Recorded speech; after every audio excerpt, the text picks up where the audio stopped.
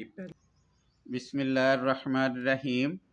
First year class आज हमने exercise 14.2 उसका इंशाअल्लाह अज़ीज़ क्वेश्चन नंबर 9 पार्ट नंबर 1 करना है।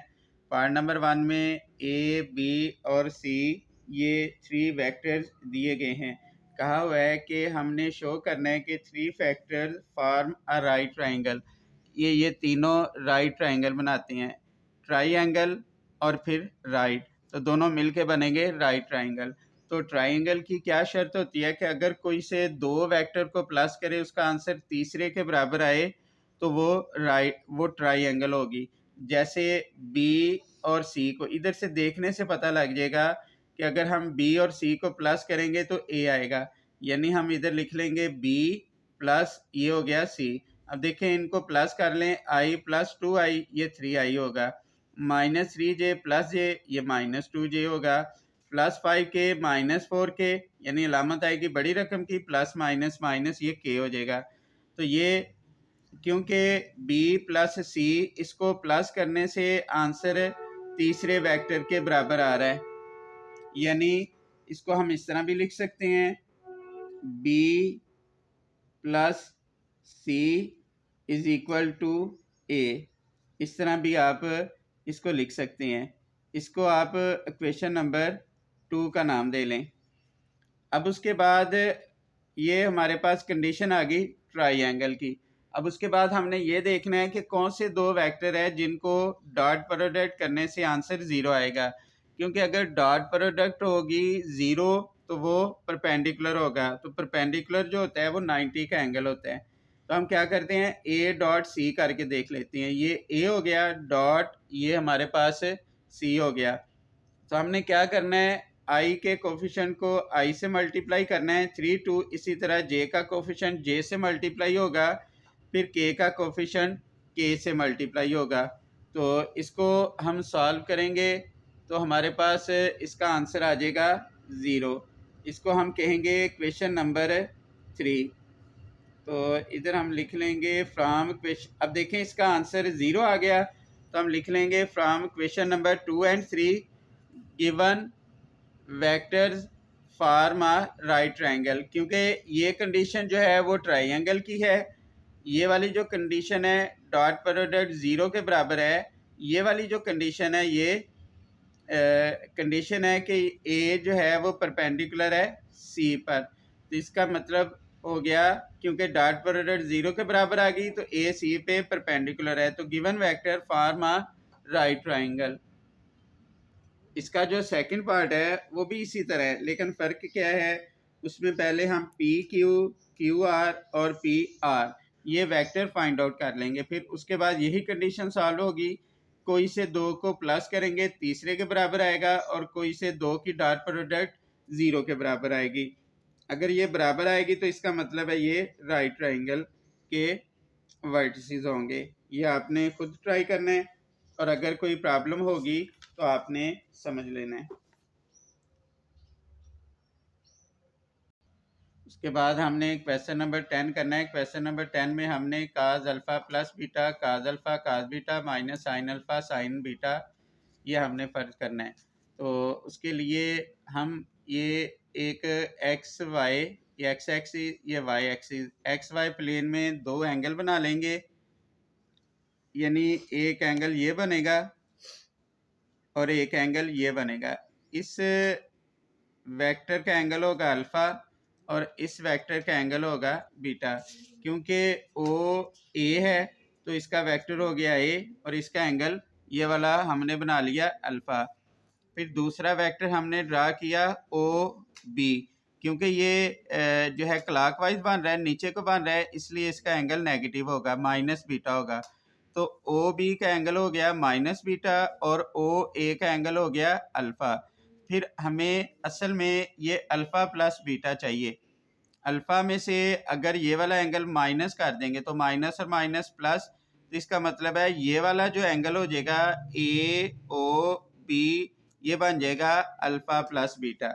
तो यही हमने लिख दिया let O A and O B be any vector in the x y plane making alpha and minus beta with the positive x axis respectively.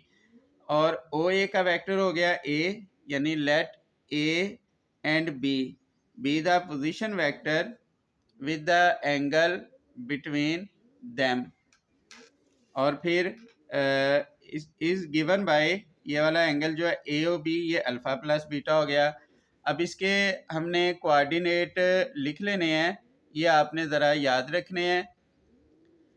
जो क्वाड्रेंट पे बनते हैं इसके कोऑर्डिनेट होंगे काज अल्फ़ा साइन अल्फ़ा, क्योंकि इसका एंगल अल्फ़ा है, और इसका एंगल माइनस बीटा है, इसके कोऑर्डिनेट होंगे काज माइनस बीटा और साइन माइनस बीटा, ये इसके कोऑर्डिनेट हो जाएंगे।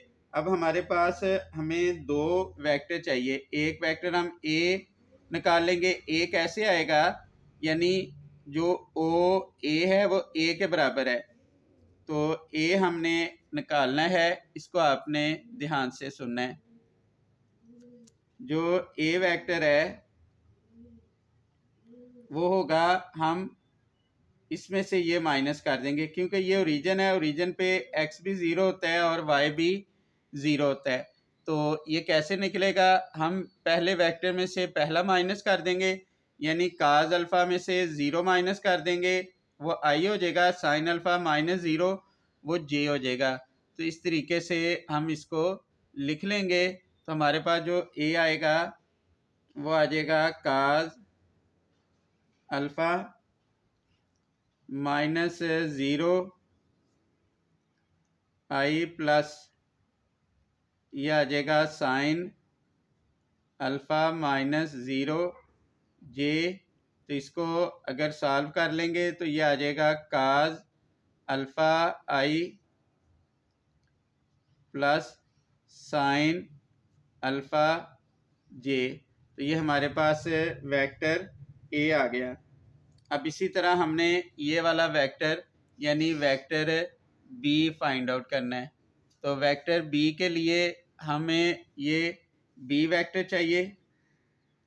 तो बी वेक्टर क्या है, ओ बी। तो ओ बी से मुराद है बी में से हम ओ को माइनस कर लेंगे, वो हमारे पास बी वेक्टर आ जाएगा, यानी ये आ जाएगा cos into minus beta minus zero, ये आ जाना है आई प्लस